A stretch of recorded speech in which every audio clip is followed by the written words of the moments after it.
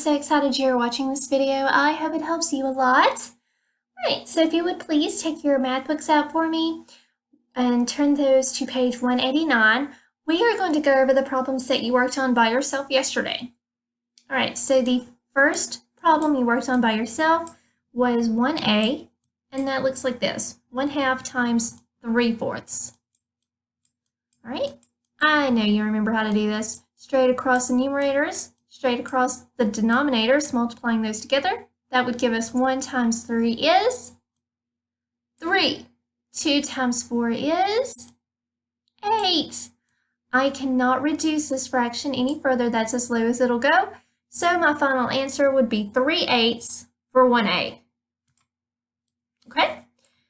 Then 2b looks like this. 5/6 times 3/5. Okay, again, we're going straight across the numerators, straight across the denominators, multiplying those together. 5 times 3 is 15. 6 times 5 is 30. All right, take a look at this. I can reduce this. I can divide both of these by 15. All right, so if I did that, that would leave me with 1/2. All right, so 1/2 should be your final answer for 1b. Okay, if you had 15/30ths, just remember to always reduce if you can. All right, so then you worked on 2a. All right, this was a division problem. So that was 483. First step, will 5 go into 4? No, because 4 is smaller than 5. So then will 5 go into 48? Yes, because you know that 9 times 5 is 45. I'm subtracting here. That's going to give me a 3. I'm going to bring down my 3. Now, will 5 go into 33? Yes, it will. And you know that 6 times 5 is 30. Right? I subtract here, I get a 3. Now, it is not asking me to write remainder of 3, right? It's asking me to write the remainder as a fraction. Right? Remember I said that this was the numerator, this was the denominator, okay? So it would be 3/5. I can't reduce 3/5, so my final answer would be 96 and 3/5.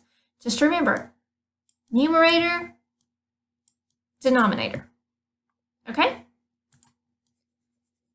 So then the second, then you worked on 2b. So then that would look like this,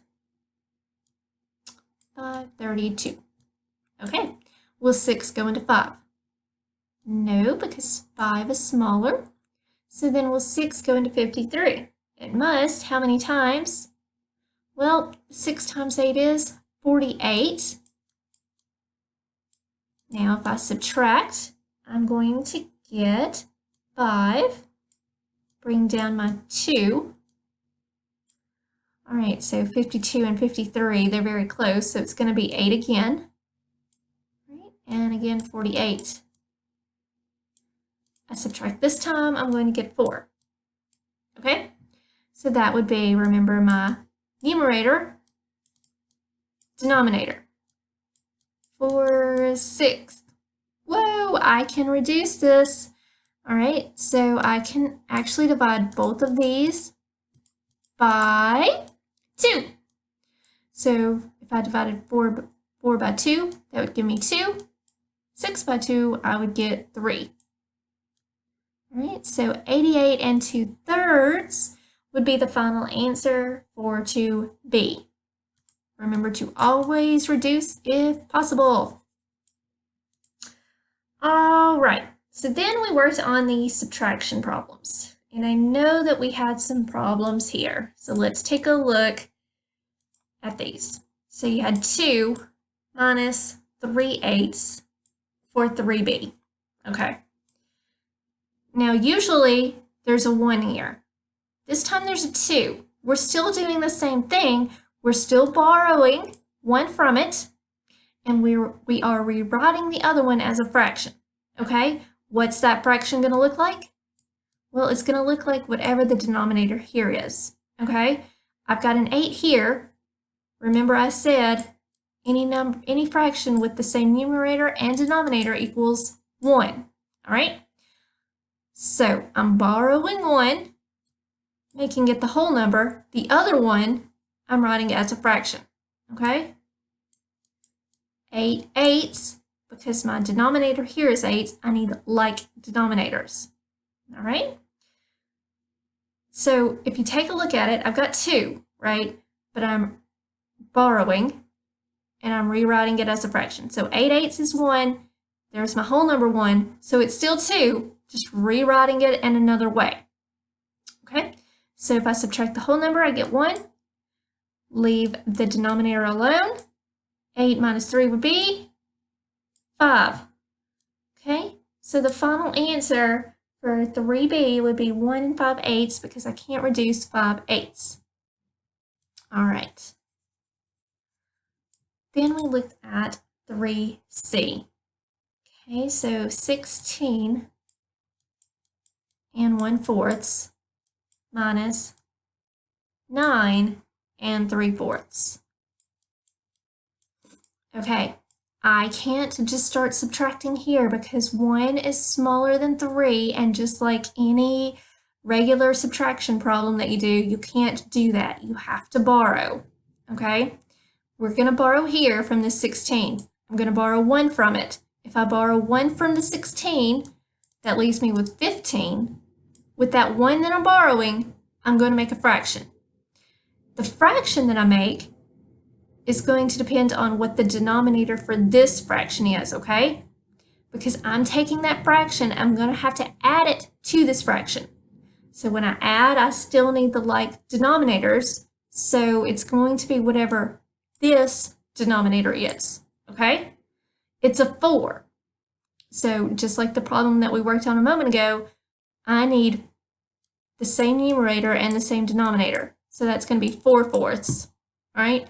But now I need to add these together, okay? That would leave me with 15, right? 15 is the whole number.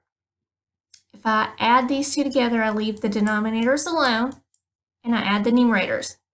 4 plus 1 would be 5. Now, I know that that's an improper fraction, but that's okay because it's not our final answer here, all right? I'm leaving the bottom number alone, so I'm just going to bring that over, 9 and 3/4. All right, now I can subtract because the top number is bigger than the smaller number here, so that's going to leave me 15 minus 9 is 6. Leave the denominators alone, would be 4, and then 5 minus 3 would give me 2. All right, so take a look at that. I can reduce 2/4, okay? When I reduce, I leave the whole number alone. I can divide both of these by 2, okay? 2 divided by 2 would be 1. 4 divided by 2 would be 2, okay? So 6 1/2 would be my final answer for 3C, all right? So just remember, I'm borrowing 1, just exactly like you would do in regular subtraction problems. You're borrowing, okay? I'm borrowing 1, making it into a 15. With the 1 that I borrow, I'm making it into a fraction. It's going to be whatever this denominator is, okay? Then I add them together. All right, so if you need extra help on that, or if you would just like extra help, you can get on that video conference call with me. I'll be happy to help you. I'll be happy to give you extra problems and go over those with you live. You can also just give me a call on the phone. I can go over it that way with you as well. All right, so today what you're going to be working on is 3D. Just take your time on that. You can look back at the video I did yesterday on that one if you would like extra help.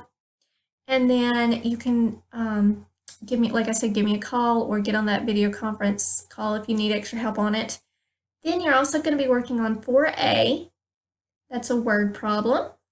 I see the word of there, and remember what of means. Means to multiply. And then 5a and b. 5a is going to be a addition problem. 5b is going to be a subtraction problem. All right, just do the very best you can. I'm here for you if you need me. Just reach out. I'll be happy to help you any way I can. All right, I hope you have a fantastic day.